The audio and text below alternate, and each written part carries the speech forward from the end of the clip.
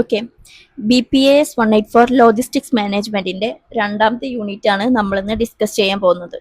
അപ്പോൾ ഇതിൽ സെക്കൻഡ് യൂണിറ്റിൽ conceptual framework of logistics management എന്നാ നോക്കാം.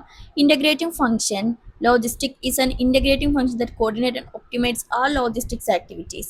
It integrates these activities with other key business functions like marketing, sales, manufacturing, finance and IT. നമുക്ക് logistics എന്ന് പറഞ്ഞാൽ എന്താണെന്നറിയാം, movement of a goods and services ആണ്. അപ്പോൾ ഈ ഒരു ഇന്റഗ്രേഷൻ ഒരു ഫംഗ്ഷൻ എന്ന് പറഞ്ഞിട്ടുണ്ടെങ്കിൽ key business functions like business ഫംഗ്ഷൻ്റെ marketing, sales, manufacturing, finance, IT ഈ എല്ലാ മേഖലകളിലും ഇതെന്ത് ചെയ്യുന്നുണ്ട്, ലോജിസ്റ്റിക്സ് എന്ത് ചെയ്യുന്നുണ്ട്, ഫംഗ്ഷൻ ചെയ്യുന്നുണ്ട് എന്നുള്ളതാണ്. രണ്ടാമത്തെ കാര്യം പറയുന്നത് definition. It is the part of supply chain management that plans, implements and control the efficient and effective forward and reverse flow and storage of goods and services and related information. Logistics management എന്ന് പറഞ്ഞിട്ടുണ്ടെങ്കിൽ supply chain മാനേജ്മെന്റിന്റെ ഒരു പാർട്ടാണ്. അതായത് അത് plan ചെയ്യും, അത് implement ചെയ്യും, കൺട്രോൾ ദ എഫിഷ്യന്റ് ആയിട്ടുള്ള ഫ്ലോയിനെ എന്ത് ചെയ്യും, കൺട്രോൾ ചെയ്യും. Then effective forward and reverse flow, ഒന്നില്ലെങ്കിൽ ഫോർവേഡ് ആണ് എഫക്റ്റീവ്, അല്ലെങ്കിൽ റിവേഴ്സ് ഫ്ലോവും. അതേപോലെ തന്നെ സ്റ്റോറേജ് ഓഫ് ഗുഡ്സ്, സാധനങ്ങളുടെ സ്റ്റോറേജ് കാര്യങ്ങൾ, സർവീസ്, റിലേറ്റഡ് ആയിട്ടുള്ള ഇൻഫർമേഷൻ കാര്യങ്ങളൊക്കെ എന്താണ്, ലോജിസ്റ്റിക്സ്. ഇതാണ് ഇതിന്റെ ഡെഫിനേഷൻ. അത് എന്ത് ചെയ്യും, ഒരു സപ്ലൈ ചെയിൻ മാനേജ്മെന്റിന്റെ പോലെ തന്നെ എന്താണ്, അത് എല്ലാ കാര്യങ്ങളും ചെയ്യും. ഇതിന്റെ മെയിൻ ഒബ്ജക്റ്റീവ് എന്ന് പറഞ്ഞിട്ടുണ്ടെങ്കിൽ എന്താണ്, primary goal to meet customer requirements by providing the right good and services from the point of origin to the point of consumption. Point of origin ഒരു മാനുഫാക്ചറിങ് തൊട്ടിട്ട് അതിന്റെ കൺസപ്ഷൻ, യൂസ് വരെ എന്ത് ചെയ്യും, കസ്റ്റമറിന്റെ റിക്വയർമെന്റ്സിന്റെ റൈറ്റ് ഗുഡ് ആൻഡ് സർവീസസ് അവർ provide ചെയ്യും എന്നുള്ളതാണ് ഇതിന്റെ primary goal. Then operational level എന്താണ്, ഏതൊക്കെ ലെവലാണ് operation level, strategic, operational and tactical level. ഈ ഒരു 3 ലെവലാണ് എന്തുള്ളത്, ലോജിസ്റ്റിക് മാനേജ്മെന്റ് വർക്ക് ചെയ്യുന്നത്.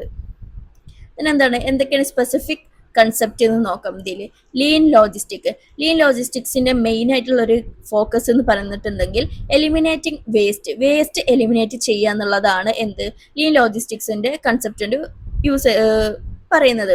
It identify and removes any expenditure of resources that does not create value of the end customer. എന്താണ്, end കസ്റ്റമറിന്റെ വരെയുള്ള വാല്യൂ നമ്മൾ എന്തുകൊണ്ടും എന്താണ് റിമൂവ് ചെയ്യുക.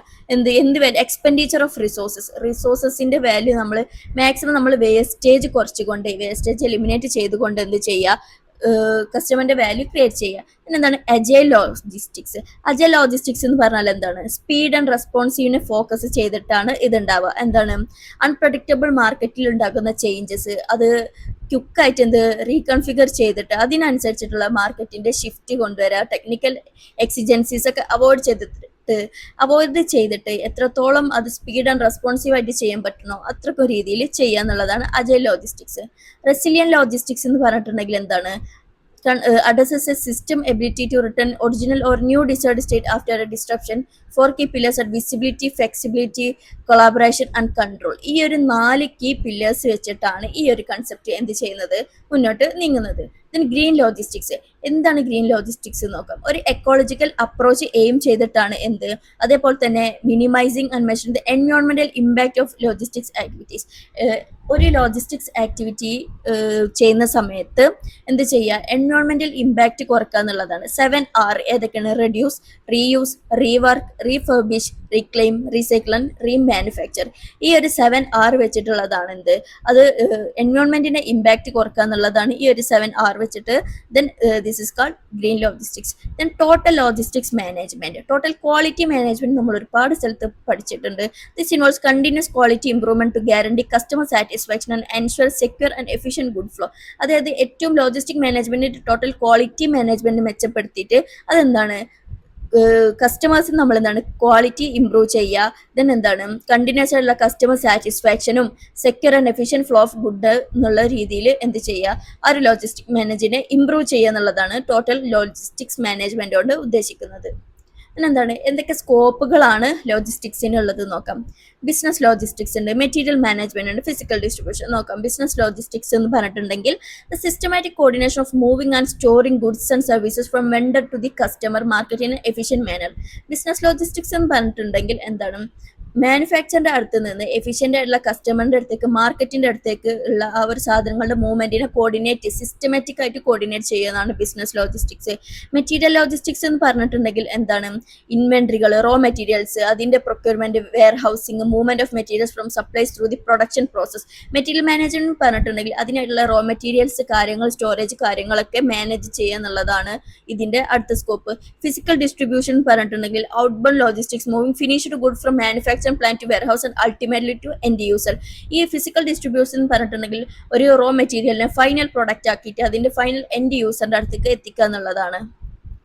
സപ്ലൈ മാനേജ്മെന്റ് പറഞ്ഞിട്ടുണ്ടെങ്കിൽ എന്താണ്? Process of identifying, acquiring and managing essential resources and supplies a company needs to continue its operation. ഒരു കമ്പനീന്റെ ഓപ്പറേഷൻസ് ഇനിയും കണ്ടിന്യൂ ചെയ്യാൻ വേണ്ടിയിട്ട് നല്ല രീതിയിൽ നമ്മൾ കണ്ടുപിടിക്കുക, അക്വയർ ചെയ്യുക, മാനേജ് ചെയ്യുക essential resources and supply to company needs to continue its operation. നല്ലൊരു സപ്ലൈ മാനേജ്മെന്റ് ക്രിയേറ്റ് ചെയ്യുക എന്നുള്ളതാണ് നമ്മൾ നല്ല രീതിയിൽ സാധനങ്ങൾ കണ്ടിന്യൂ ചെയ്ത് കൊണ്ടുപോകുക എന്നുള്ളത്. ഡീസെൻട്രലൈസ്ഡ് മാനേജ്മെന്റ് എന്ന് പറഞ്ഞിട്ടുണ്ടെങ്കിൽ എന്താണ്? should be closer to local market to respond effectively to local needs and cultural variation. Local need അതേപോലെ തന്നെ കൾച്ചറൽ വേരിയേഷൻ ഒക്കെ മുൻനിർത്തിക്കൊണ്ട് അതിനനുസരിച്ചിട്ടുള്ള മാറ്റങ്ങൾ മാനേജ്മെന്റിൽ കൊണ്ടുവരിക എന്നുള്ളത്. എന്നാൽ സെൻട്രലൈസ്ഡ് എന്ന് പറയുമ്പോൾ കുറച്ചും കൂടി ഒഫീഷ്യൽ ആണ്. അപ്പൊ എന്താണ്? Most organised adopt the structure to achieve cost reduction. It allows for reducing warehouse space, consolidating operating and standardising logistic process. ഇതിൽ എന്താണ്? കോസ്റ്റ് റിഡക്ട് ചെയ്യാൻ വേണ്ടിയിട്ട് എന്തൊക്കെയാണ് ചെയ്യുന്നത്? Warehouse space, consolidating operating and standardising logistics പ്രോസസ്സുകളൊക്കെ എന്താണ്? അതിൽ minimise ചെയ്യുന്നുണ്ട്. നെക്സ്റ്റ് ഇമ്പോർട്ടൻസ്, എന്തൊക്കെയാണ് ഇതിന്റെ ഇമ്പോർട്ടൻസ് നോക്കാം. Cost reduction and profit maximisation. എന്താണ്? മാക്സിമം നമുക്ക് കോസ്റ്റ് റെഡ്യൂസ് ചെയ്തിട്ട് പ്രോഫിറ്റ് മാക്സിമം ചെയ്യുക എന്നുള്ളതാണ്. മെറ്റീരിയൽ ഹാൻഡ്ലിങ്ങിന്റെ കാര്യത്തിലാവട്ടെ, economical transportation, finding the optimal location for warehouses. ഇതിലൊക്കെ എന്താണ്? കോസ്റ്റ് മാക്സിമം റെഡ്യൂസ് ചെയ്ത് പ്രോഫിറ്റ് മാക്സിമൈസ് ചെയ്യുക എന്നുള്ളതാണ്. പിന്നെ എന്താണ് next important? Efficient flow of manufacturing. മാനുഫാക്ചറിന്റെ എഫിഷ്യന്റ് ഫ്ലോ, എവിടെയെങ്കിലും ഒരുപാട് വേസ്റ്റേജസ് വന്നാൽ, അല്ലാന്നുണ്ടെങ്കിൽ ടൈം ടു ടൈം എന്താണ് ഡെലിവറി നമുക്ക് എത്താതെ നിന്നാൽ, അല്ലെങ്കിൽ പ്രോപ്പർ യൂട്ടിലൈസേഷൻ ഓഫ് പ്രൊഡക്ഷൻ വന്നിട്ടുണ്ടെന്നുണ്ടെങ്കിലൊക്കെ എന്താണ് എഫിഷ്യന്റ് ഫ്ലോനെ അത് ബാധിക്കും. അപ്പോൾ ലോജിസ്റ്റിക്സിലുള്ള ഇമ്പോർട്ടൻ്റ് ആയിട്ടുള്ള കാര്യമാണ് എന്ത്? Efficient flow of manufacturing.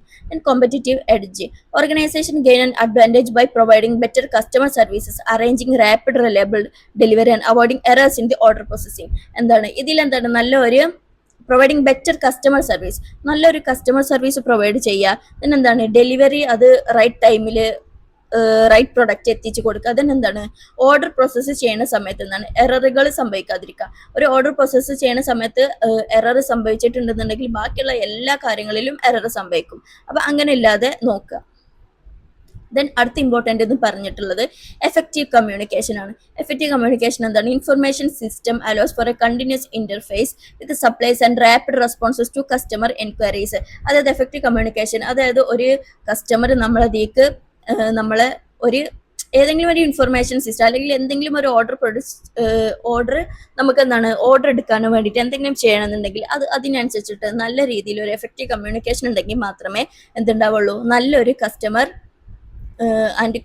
And supply relation ഉണ്ടാവുള്ളൂ. അല്ലാന്നുണ്ടെങ്കിൽ കസ്റ്റമറിനൊക്കെ നമുക്ക് നഷ്ടപ്പെടും. Sound inventory management. Logistics help balance financial and production management to ensure inventory is handled correctly. Inventory handle അത് ശരിയായ രീതിയിൽ നടന്നിട്ടില്ല എന്നുണ്ടെങ്കിൽ നമുക്ക് ഒരുപാട് മിസ്റ്റേക്കുകൾ സംഭവിക്കും. അപ്പൊ ആ ഒരു മിസ്റ്റേക്സ് ചെയ്യാതെ നല്ല ആക്റ്റീവ് ആയിട്ടുള്ള ഒരു ഇൻവെന്ററി മാനേജ്മെന്റും കൂടി ഉണ്ടാവുക എന്നുള്ളതാണ് ഇതിൽ മറ്റൊരു ഇമ്പോർട്ടൻ്റ് ആയിട്ടുള്ള കാര്യം.